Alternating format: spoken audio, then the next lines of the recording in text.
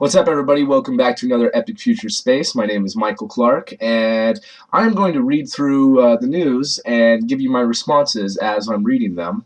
I am still working on an episode that will hopefully be posted later today, but in the meantime, I figured I'd put this up to satisfy your need.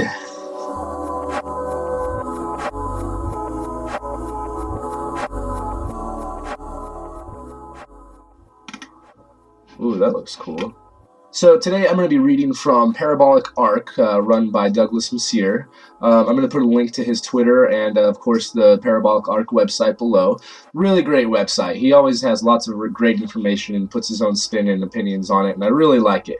And Doug, if you're watching this, keep up the good work, and you should put one of my videos up on your channel sometime. I know you've done it in the past when I've had interviews with Jeff Greason and Maston, but yeah, we should become partners. Anyway, so I am reading your article right now on the informal NASA forums foster collaboration with commercial crew partners. So technical interchange meetings are informal forums where NASA and industry partner experts meet and discuss detailed topics in a collaborative fashion where a free exchange of ideas is encouraged. TIMs allow quick identification and resolution at an engineer-to-engineer level of technical questions that crop up as systems development activities progress. And this is pretty interesting about how NASA engineers are meeting with SpaceX and Orbital Sciences, giving them technical details and checking up on their progress towards cargo demonstration flights. Let's see. These same technical interchange meetings that are taking place are also going under CCdev2, and they are giving lots of information and making sure that their engineering is sound and that everything is progressing smoothly. And just from some of the things that some of them have said, like here's a quote from Blue Origins, Brett and Alexander said that we found it very valuable to have direct interactions with the NASA personnel who have learned these important lessons from hands-on experience. Of course, he's talking about the engineering and the science behind rocket launches. From Kent Rominger from ATK, he said that being able to pull from some of NASA's best talent has furthered our progress on the Liberty transportation system.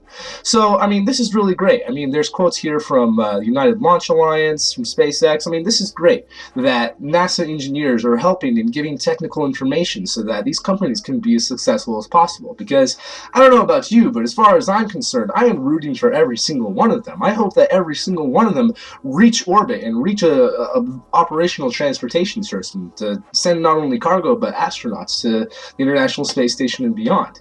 And that's something else that I think about a lot, is once the CCdev program, or now the CCICAP, whatever you want to call it, is operational and we have systems that can transport, after we've been going to the International Space Station for a while, then what? Are these companies just going to stop there and just take over just for a low Earth orbit? Or are they going to want to try to go further? I mean, SpaceX is already working with the Google Lunar X Prize teams to be able to launch one of their robots on the Falcon 9 rocket. And depending on how big the payload is, that's more than enough. But depending on if they go bigger, they might need the Falcon Heavy or some other larger rocket in order to do that. I'm not sure on the math or anything for that, but that's pretty cool. So yeah, this is really awesome. I'm really glad that the engineers are working with all these teams to make sure that they're successful. And kind of on the same vein of this, the commercial partners who are working for the CCdev program have completed 8 more milestones. I want to make a video where I really get in depth with this because, I mean, SpaceX just has their new awesome Super Draco rocket that'll be the launch abort system for the Dragon capsule, and also possibly be a propulsive landing in the future when they get their reusable system up online. And this is just great. I mean, right now, there are the 4 companies that are actually getting money from NASA, which is Blue Origin, Boeing, Sierra Nevada doing the Dream Chaser, and SpaceX. But there's also 3 other companies that they have Space Act agreements with where they're not giving them funding, but I mean, they're still awesome. I mean, there's the United Launch Alliance, who is man-rating their Atlas V vehicle, which is the rocket of choice for 3 of those 4 companies, SpaceX being the only one who isn't using it because they have their own rocket, obviously. And then there's ATK, who's building their Liberty rocket, and they're teaming up with a European company, I believe that's Eads Astrum, using the first stage, the first stage of the Ariane 5 rocket in order to have the Liberty rocket, and that's really cool. I have a video about that where I talk about that. I'm sure I'll put up an annotation here somewhere for that. And then there's Excalibur Almaz, and I haven't really talked about them before, but I've been following them for a while. I'm really interested in what they're doing. I'm sure, as a lot of you guys know, I really, really love Russia and what they do. So it's really cool that this European company, or I should say United Kingdom company, whatever you want to call it, English company, is buying all this Russian hardware, updating it, and making it flyable again, and they're going to do it. I mean, they have all these TKS capsules, and they also have 2 different space station modules that are based off the Almaz Salyut designs, and that's really cool. And they completed even more milestones. I mean, it's great. I mean, the 3 companies, the ULA, ATK, and Excalibur Almaz, that have Space Act agreements are about equal in how many milestones they've achieved. So this is great.